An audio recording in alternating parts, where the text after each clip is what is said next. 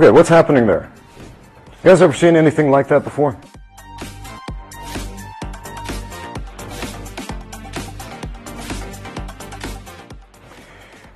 Now, I wouldn't recommend do what I did just then if you're a kid watching this at home thinking, oh cool, Ramsey just bounced a bunch of punches off his head. I'm going to do that too. I had a question the other day about Elong. Somebody was watching. 大家好，老师从业中医男科30余年，帮助了数千名海内外华人朋友通过中药调理重回男性雄风。如果你也存在房事时间短、勃起无力、硬度差、中途疲软、肾虚、前列腺炎等问题，现在就加中医老师微信574-993-200，纯中药，一人一方，治根治本，帮助你持续坚挺20至40分钟，补肾壮阳，延时助勃，彻底告别快男软男。记住微信574-993-200。When you do this, however, I do recommend study the posture that Elong uses when he bounces those punches off the forehead. Now, if I say posture, people usually stand up straight like a tin soldier like this with their chin sticking up, and this is terrible fight posture. Here's why. If I stand like this and Xiao brings a straight punch to my head, boom, it's going to get me right on the chin or on the nose, boom, or on the eye or the other soft, vulnerable parts of the face, and I don't want that. I'm going to get hurt if I do that. Instead, I'm going to remember posture means a straight line between the top of my head, the neck, the spine, and the tailbone. So this is good posture, this is good posture, even this is good posture, even though the level is different. Okay? What's the same here, though, is I'm pointing my forehead at him. A lot of people say tuck the chin. I don't. And here's why. If you tuck the chin, this is going to squish my microphone a little bit, but bear with me. If I tuck the chin, it's going to constrict my breathing. It's going to break my posture in some weird ways and make this very difficult to fight and breathe correctly. So instead, I'm going to point my forehead forward. So when he throws that punch, now I can bounce it off my forehead instead of taking it on my face. Now, imagine these are focus mitts. Here, throw a 1-2 right here. Again. 1-2. 1-2. Throw that jab up here. Throw the jab. Throw the jab. All right. Now notice I'm actually putting my weight behind it. I'm slapping his punch as it comes in with the palm of my hand. Because if not, throw a really heavy punch. Again. It's going to knock this hand back. Throw a cross right there. Again. It's going to knock my hand back. So instead I put my weight behind it and I slap it. Now, I'm going to do the same thing with my forehead. So when it comes in, it's almost like headbutting it. Now, this is your last line of defense. So instead of headbutting the punches, keep your guard up. Keep your hands up, right? So you can parry and counter, so you can, whatever type of guard it is, whether it's just keeping the hands up here, whether you're working a Philly shell, whether you're in like a English boxing stance or a Muay Thai stance or something like that, my forehead is always going to be pointed toward him in that same position.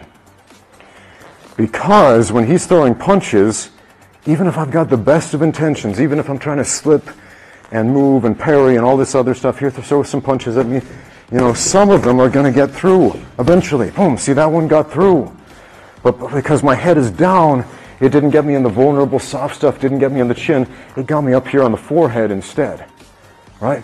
If I'm bobbing and weaving, here, go and throw some punches at me. I'm going to miss some of those. Some of them might connect.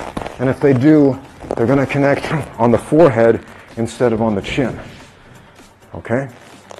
So, this I wouldn't recommend. Go ahead, punch. Except for the posture.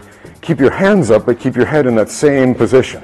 Right? So if something does get through, now my head is in a safe position where the shield from my brain, the frontal bone, the forehead, is going to protect me. That's my last line of defense. So how do we make sure this happens instead of this? Take a close look at Elong's posture. Notice how his head, neck, spine, and tailbone are aligned, with the power shooting up from the ground toward the forehead, so he's essentially able to headbutt the oncoming strike.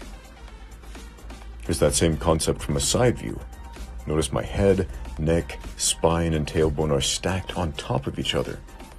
I'm framing into the floor with my feet, so I can push my body weight into that strike. Which leads me to one of the most common questions I get asked, which is, Coach, how do I strengthen my neck? You can do a lot of weird stuff like this, or kickovers, or bouncing off the wall, or wrestling bridges, which I love to do. Kickovers on the wall, which are excellent. Elevated kickovers. So many types of kickovers, man. It's a great exercise, but I wouldn't recommend this to everybody. I wouldn't, especially if you have some type of neck injury. If you have a herniated disc or something like this could do some serious damage. It could exacerbate the problem. Now, in my case, that's not my situation, so I do these bridges constantly. Granbury Rules 2, very important maneuver.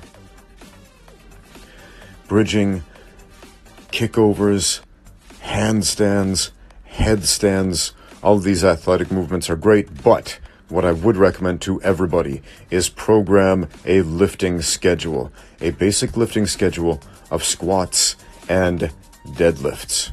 The two most important postural exercises that you can do. Squats and deadlifts will strengthen your neck in the most functional ways possible. And you might be thinking, well, hey, Coach, I'm not actually applying any pressure to my neck when I'm doing squats and deadlifts. Good. That's great. You shouldn't be. Especially if you're doing a low bar squat like this, right? Shouldn't be coming anywhere near your neck. That's great because when you reinforce postural strength without applying pressure to your neck, you're not going to injure your neck. Yeah, deadlifts are predominantly a posterior chain exercise, a back exercise, a leg exercise, but guess what's attached to that? Your neck. Your posture is your neck connected to your head, connected to your back, connected to your tailbone, connected to every muscle in your body. So do your deadlifts, and rack pulls like this are a great accessory lift for neck strengthening, posture strengthening. Now, if you're not into barbells and you want to bridge and do all this goofy stuff that I do, yeah, neck bridges, if your neck can tolerate it, are a great exercise. I do these every single day. Not a lot, just a few. About 10 forward, with the hands, without the hands. And then I kick over and I do the other side.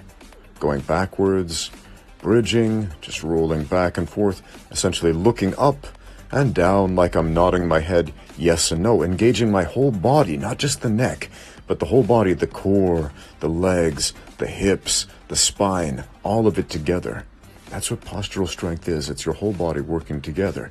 Next, we have the wrestler's bridge, where we go from that handstand position, or headstand position, and then walk around in a circle.